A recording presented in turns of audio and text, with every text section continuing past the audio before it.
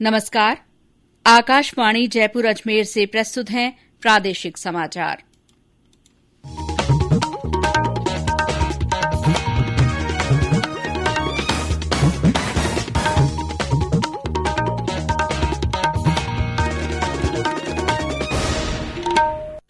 मुख्य समाचार।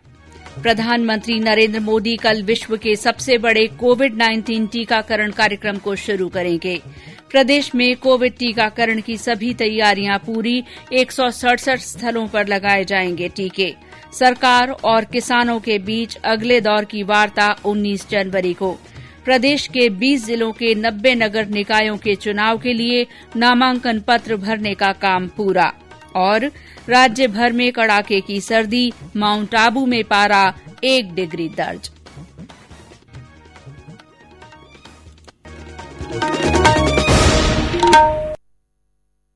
समाचारों के साथ मैं शीला चावला।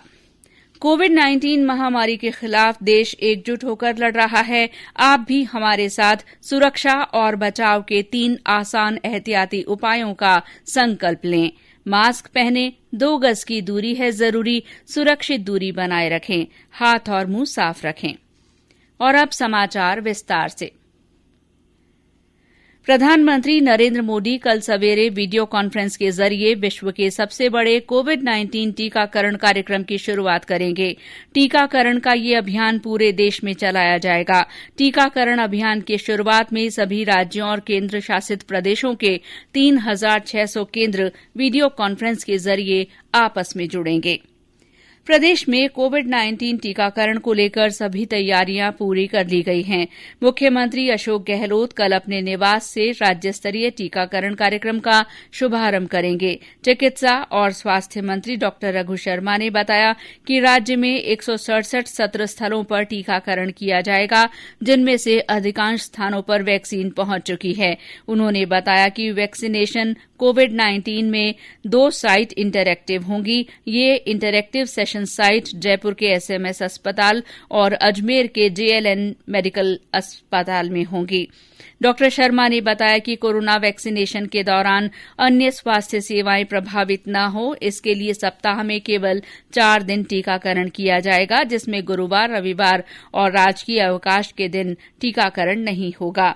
डॉक्टर शर्मा ने बताया कि कोविड-19 वैक्सीनेशन के लिए कोविन सॉफ्टवेयर में राज्य से 6 लाख से अधिक लाभार्थियों का डेटा 14 जनवरी की शाम तक अपलोड किया जा चुका है, जिसमें सरकारी, निजी और केंद्रीय मंत्रालयों के हेल्थ वर्कर्स शामिल हैं।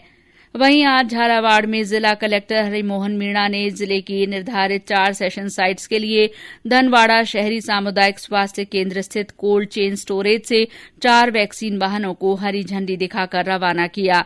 जैसलमेर में भी जिला मुख्यालय से वैक्सीन को टीकाकरण केंद्र के लिए रवाना किया गया। करौली और प्रतापगढ़ में 4 स्थलों पर और बीकानेर में 5 जगह टीके लगाए जाएंगे।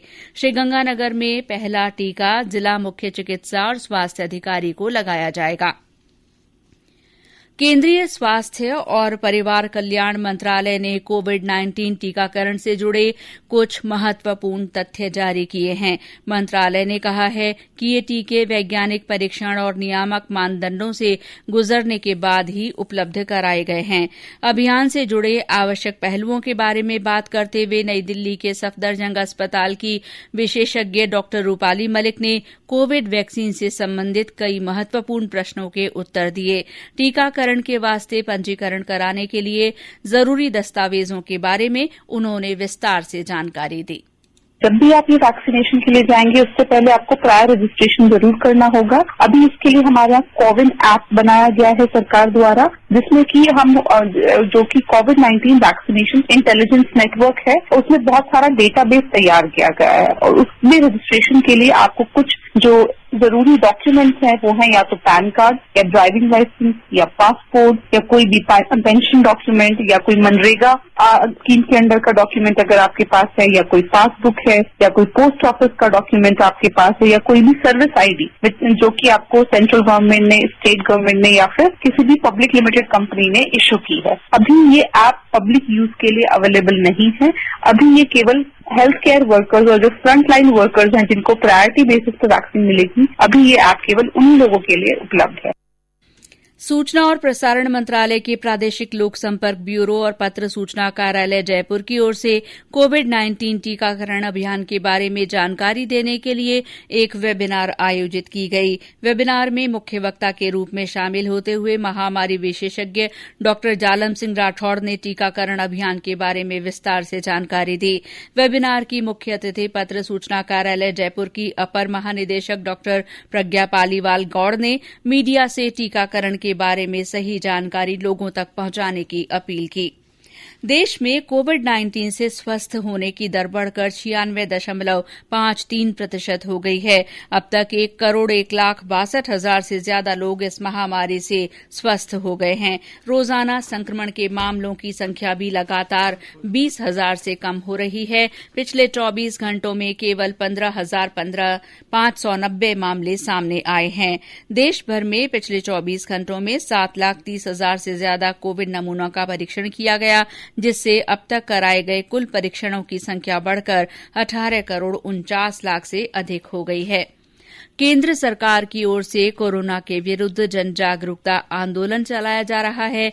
इसी के तहत आकाशवाणी जयपुर के समाचार बुलेटिनों में प्रसारित की जा रही विशेष श्रृंखला जनता का संदेश जनता के नाम में सुनिए। अलवर से हमारे एक श्रोता का संदेश।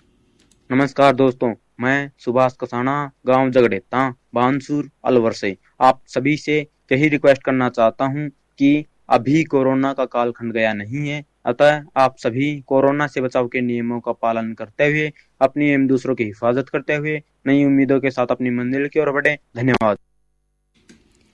हमारे दूसरे श्रोता भी कोरोना जन जागरूकता आंदोलन से जुड़ सकते हैं। इसके लिए आपको अपना संदेश रिकॉर्ड कर या टाइप कर हमारे व्हाट्सएप नंबर 9414052368 पर भेजना होगा। चयनित संदेशों को आगामी बुलेटिनों में शामिल किया जाएगा। ये समाचार आकाशवाणी जयपुर अजमेर से प्रसारित किए जा रहे हैं। समाचारों में आगे बढ़ने से पहले सुनिए कोरोना से बचाव के बारे में ये संदेश। खुद को इससे दूर रखना, सोच समझ कर खुद है परखना, भीड़ भाड़ हो कम या ज्यादा, मास्क सदा चेहरे पे रखना, ओ आपस में 2 गज की दूरी रखनी है इस समय जरूरी। समाचारों में आपका फिर स्वागत है। केंद्र सरकार और किसान संगठनों के प्रतिनिधियों के बीच अगले दौर की वार्ता अब 19 जनवरी को होगी। दोनों पक्षों के बीच आज हुई वार्ता में कोई सहमति नहीं बन पाई।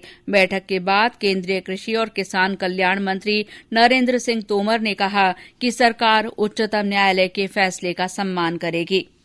प्रधानमंत्री की कौशल विकास योजना का तीसरा चरण आज देश के 600 जिलों में शुरू हुआ। कौशल विकास और उद्यमिता मंत्रालय के नेतृत्व में चलाए जा रहे इस चरण में नए जमाने के कौशलों के साथ साथ कोविड से संबंधित कौशलों पर भी ध्यान केंद्रित किया जाएगा। कौशल विकास मंत्री डॉ महेंद्र नाथ पांडेय ने कौशल विकास केंद्रों के विभिन्न प्रशिक्षणार्थियों के साथ वीडियो कॉन्फ्रेंस के जरिए बातचीत की। स्किल इंडिया मिशन के चौथे चरण में 2020-21 के दौरान 950 करोड़ रुपए की लागत से 8 लाख उम्मीदवारों को प्रशिक्षित करने का लक्ष्य रखा गया है। प्रदेश के 20 जिलों में 90 नगर निकायों में चुनाव के लिए नामांकन दाखिल करने का काम आज पूरा हो गया। कल नामांकन पत्रों की जांच की जाएगी। इच्छुक उम्मीदवार 19 जनवरी तक नाम वापस ले सकेंगे। इसके बाद इन चुनावों में उम्मीदवारों की स्थिति स्पष्ट हो जाएगी। इन चुनावों के लिए 28 जनवरी को मतदान होगा। इस बीच निकाय चुनावों के लिए काम में ली जाने वाली मतदाता सूची अंतिम प्रकाशन के बाद चुनाव आयोग की वेबसाइट पर उपलब्ध करवा दी गई है। वहीं राज्य निर्वाचन आयोग ने 37 सामान्य पर्यवेक्षकों की नियुक्ति इन चुनावों के लिए कर दी है। जिला प्रशासन भी निकाय चुनावों की तैयारियों में जुटे हैं। प्रतापगढ़ जिले में नगर परिषद प्रतापगढ़ और छोटी सादड़ी में चुनाव के लिए 145 मतदान दल बनाए गए हैं। इनके सभी मतदान अधिकारियों, पीठासीन अधिकारियों और सेक्टर अधिकारियों के लिए आज एक दिन का प्रशिक्षण कार्यक्रम आयोजित किया गया। प्रदेश में बर्ड फ्लू के कारण पक्षियों की मरने का सिलसिला लगातार जारी है। आज भी राज्य के कई जिलों में 244 पक्षी मृत मिले हैं। ज्यादातर कौवों, मोरों और कबूतरों की मौत हो रही है। पशुपालन विभाग की रिपोर्ट के अनुसार अब तक 4,915 पक्षियों की मृत्यु हो चुकी है। अब तक 16 जिलों के 66 सैंपल में एवियन इन्फ्लुएंजा वायरस की पुष्टि हो चुकी है।